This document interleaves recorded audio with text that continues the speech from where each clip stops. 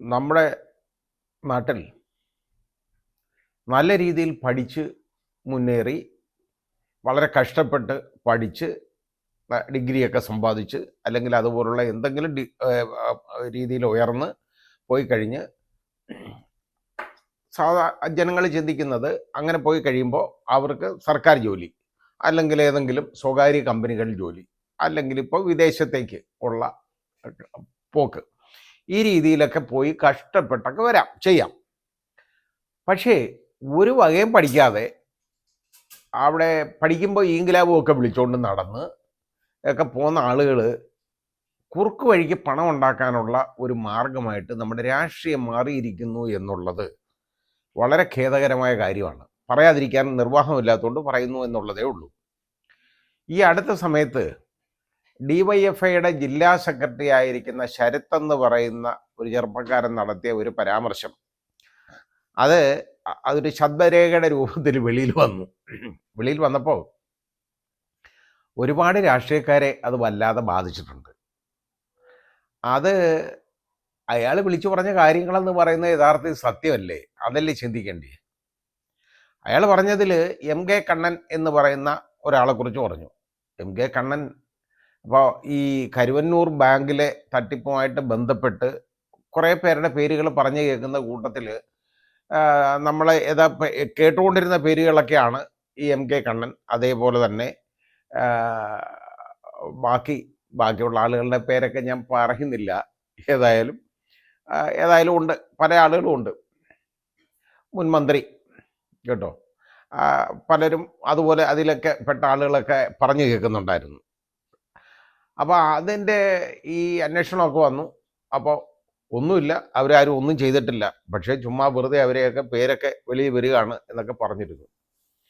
ഈ MK കണ്ണനെ കുറിച്ച് പറഞ്ഞതെന്ന് പറഞ്ഞു കഴിഞ്ഞാൽ കപ്പലണ്ടി കച്ചവടമായിട്ട് നടന്ന ഒരാളാണ്, ഒന്നുമില്ലാതെ. പക്ഷെ അത് ഇന്ന് വളരെ വലിയ കോടീശ്വരനാണ്. അപ്പോൾ MK കണ്ണൻ അതിനെക്കുറിച്ച് പറയുന്നത് എന്താണെന്നറിയോ?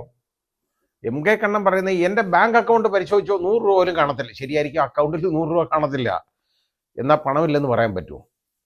ഇതേപോലെ ഒന്നുമില്ലാതെ ചെറ്റക്കുടലിലൊക്കെ ജനിച്ചു വന്നതാണ്, എൻ്റെ അച്ഛൻ അത്രയും വലിയ തൊഴിലാളിയായിരുന്നു എന്നൊക്കെ പറയുന്ന ആളുകളൊക്കെ ഇന്ന് ശതകോടീശ്വരന്മാരാണ് രാഷ്ട്രീയത്തിൽ. ഇത് മാർക്സിസ്റ്റ് പാർട്ടിയിലെ മാത്രം കാര്യമല്ല ഞാൻ ഈ പറയുന്നത്, എല്ലാ രാഷ്ട്രീയത്തിലുള്ള കാര്യമാണ്. രാഷ്ട്രീയം എന്ന് പറയുന്നത് ഇന്നൊരു തൊഴിലാണ്, സേവനമല്ല. ആ രീതിയിൽ പരക്കെ അംഗീകരിക്കപ്പെട്ടു പോയി. ഇപ്പോൾ ഇത് വലിയ പ്രശ്നമൊന്നുമല്ല. ഇവർക്കെതിരെ എന്തെങ്കിലും ഒരു അഴിമതി ആരോപണം വന്നു കഴിഞ്ഞാൽ അത് യാതൊരു കുഴപ്പമില്ല. പണ്ടാണെങ്കിൽ ഒരു 100 രൂപ കൈക്കൂലി വാങ്ങിച്ച ഒരാൾ ഏതെങ്കിലും ഒരു ഡിപ്പാർട്ട്മെൻറ്റിലുള്ള ഒരാളെ പിടിക്കപ്പെട്ട് കഴിഞ്ഞാൽ അത് വലിയ ഒരു ആക്ഷേപമായിട്ട് മാറുമായിരുന്നു. പക്ഷെ ഇന്ന് അതൊരു ആക്ഷേപമല്ല. കാരണം എന്താണെന്നറിയോ? 100 രൂപ വാങ്ങിക്കുന്നവൻ്റെ കാര്യത്തിൽ ആക്ഷേപമാണ്, പക്ഷെ കോടികൾ വാങ്ങിക്കുന്ന ആളുകളാണ് ഇവരൊക്കെ കേട്ടോ. ഇത് നമുക്കറിയാം, പേരൊക്കെ അറിയാമല്ലോ. ഇത് പല ആളുകളുടെ പേരും നമ്മളിതിവിടെ പറഞ്ഞു കേൾക്കുന്നുണ്ട് ഇതിനകത്ത്. ഇപ്പോൾ യഥാർത്ഥത്തിൽ 2 പേരുടെ പേരാണ് അതിൽ ഉയർന്നു വന്നത്. അതായത് അവർ ലീഡേഴ്സ് എന്നുള്ളതിന് പകരം ഡീലേഴ്സായിട്ട് മാറി എന്നുള്ളതാണ്. അതായത് വലിയ വലിയ കാര്യങ്ങളിൽ ഇടപെട്ട് കേസുകൾ ഒതുക്കി തീർക്കുന്ന ഒരാളെക്കുറിച്ച് പറഞ്ഞ്, അതായത് ഇങ്ങനെ ആ രീതിയിലൊക്കെയാണ് ശ്രീ AC മൊയ്തീനെ കുറിച്ചൊക്കെ പറഞ്ഞതാണ്.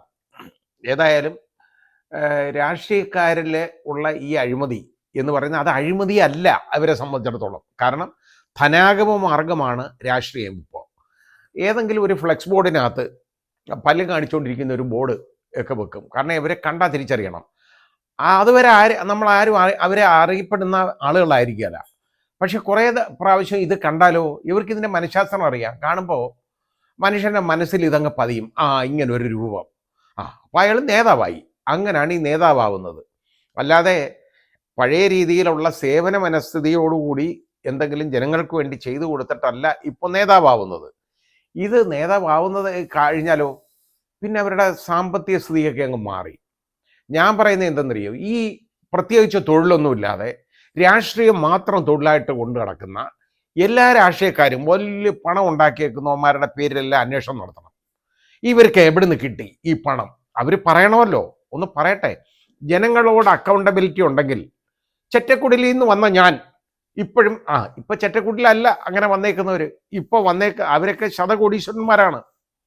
അവർ ഇഷ്ടം പോലെ വിദേശയാത്ര നടത്തുന്നു, അങ്ങനെ പോന്നു ഇങ്ങനെ പോന്നു, അവർ കുടുംബസമേതം യാത്ര നടത്തും. ഇതെല്ലാം ചെയ്യാം അവർക്ക്. കാരണം എന്താണെന്നറിയോ, അവർക്ക് പണമുണ്ട്. ഈ പണം എവിടുന്ന് കിട്ടി എന്നുള്ളതിനെ കുറിച്ചൊന്ന് ആലോചിക്കണ്ടേ? അപ്പോൾ ഈ രീതിയിലാണ് എല്ലാ രാഷ്ട്രീയക്കാരെയും നമ്മൾ കാണേണ്ടത്. ഇപ്പോൾ ഇതിന് അപവാദമായിട്ട് കുറച്ച് ആളുകളൊക്കെ ഉണ്ട് കേട്ടോ. അതായത് കുഴപ്പമില്ലാതെ പോകുന്ന ആളുകളൊക്കെ ഉണ്ട്. അതായത് അസറ്റ്സ് ഡിസ്പ്രോപ്പോർഷനേറ്റ് അസറ്റ്, അതായത് പ്രൊപ്പോർഷൻ ഇല്ലാത്ത അസറ്റ്സ് അവർ നോൺ സോഴ്സ് ഓഫ് ഇൻകം, അതല്ലാതെ അതായത് അവരറിയപ്പെടുന്ന അവരുടെ വരുമാന സ്രോതസ്സിനും ആയിട്ട് ഒരു ബന്ധമില്ലാത്ത വിധത്തിൽ പണം വാരിക്കൂട്ടിയേക്കുന്ന ആളുകൾ. അത് ആരായാലും, രാഷ്ട്രീയക്കാരായാലും പിന്നെ ഉദ്യോഗസ്ഥരായാലും ജഡ്ജിമാരായാലും ആരെയായാലും നോക്കണം. അപ്പം ഞാനിത് പറയുന്ന കാര്യം എന്തെന്നറിയോ, എൻ്റെത് പരിശോധിക്കാം. ഒരു ഓപ്പൺ ബുക്കാണ്. എനിക്ക് അറിയപ്പെടുന്ന എൻ്റെ സോഴ്സിൽ നിന്നുള്ള വരുമാനം കൊണ്ടുള്ള സ്വത്തുക്കളല്ലാതെ എൻ്റെ കയ്യിലൊന്നുമില്ല. അതുകൊണ്ട് എനിക്ക് ധൈര്യമായിട്ട് വിളിച്ചു പറയാം, ഒരുത്തനും എന്നെ ഒന്നും ചെയ്യാൻ ഒക്കത്തില്ല. കാരണം എൻ്റെ കയ്യിലില്ല. എൻ്റെ കയ്യിലുള്ളത് ഞാൻ ചിലവാക്കുന്നത് ജോലി ചെയ്യുന്ന കാശാണ്. പല വിധത്തിലുള്ള എൻ്റെ മാർഗങ്ങളാണ് ഞാൻ ചെയ്തേക്കുന്നത്. അനധികൃതമായ 1 രൂപയുടെ വരുമാനവും എനിക്കില്ല.